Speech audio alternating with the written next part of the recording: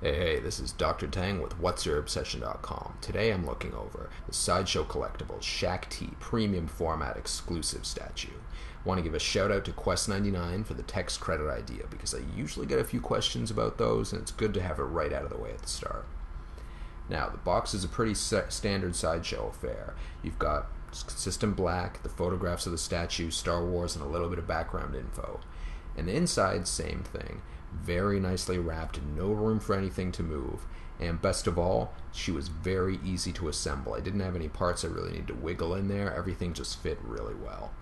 You may have noticed in the little shot of the packaging up there that there's an AC adapter, which is a very nice touch from Sideshow. Usually you only get the batteries, but I know some collectors worry about keeping the batteries in their statues long term because there is the risk of explosion, which can really damage the electronics.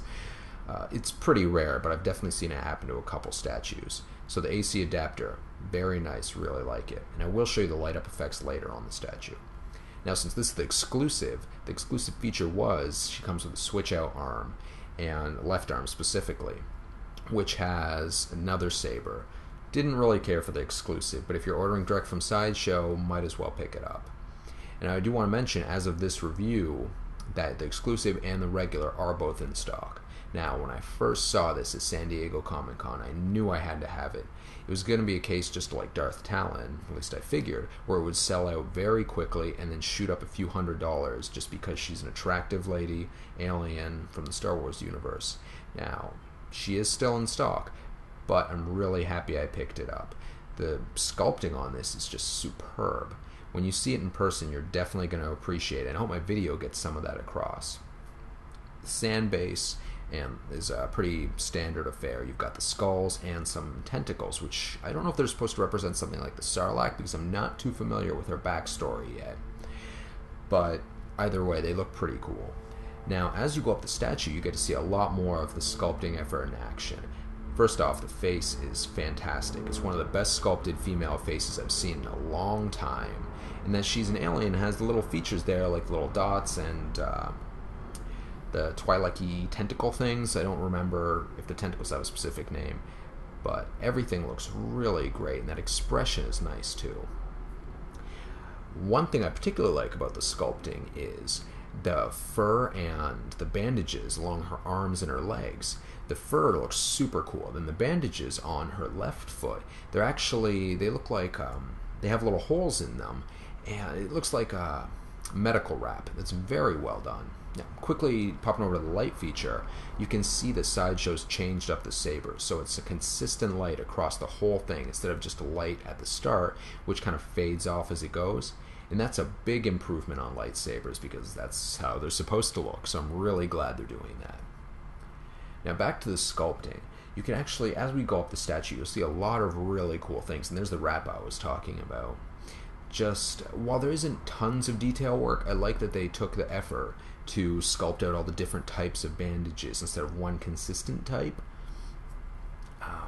Now the paint on this, you can see a lot of weathering, especially along the base, and even how her toes are dirty, and there's like different, her toenails, how they're done. As you go up, you see a lot of that, just variations of paint, dirt, and it's good there's not a clean look, especially since she's in the desert, and obviously she doesn't wear shoes, doesn't actually wear that much. So it's nice that they took the effort to give her a little bit more variation. Now what I'm trying to do here is there's metal wire in the front piece, but it was really hard without pushing around the camera to try and get that across. So you can give it a more windswept look or do whatever you want with it.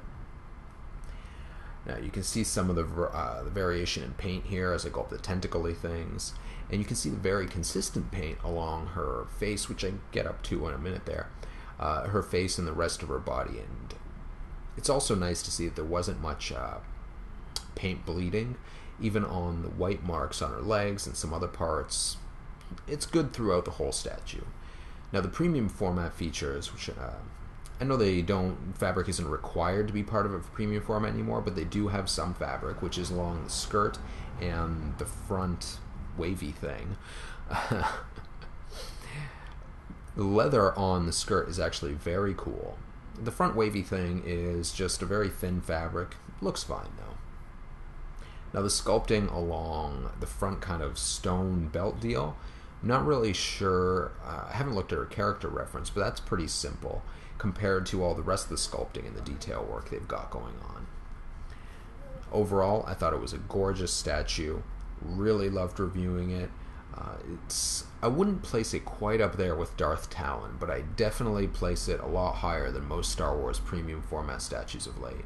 Now sure, she's not exactly a prominent character in the series, and I imagine most people will be buying her more for her sex appeal than actual, appreciation of the character. But you know what? I'm glad they did a great job on this. They really knocked the sculpting and paint out of the park, and this would be a fantastic addition to any Star Wars fans' collection. Hope you enjoyed the review. Subscribe or like it if you did, and see you guys around.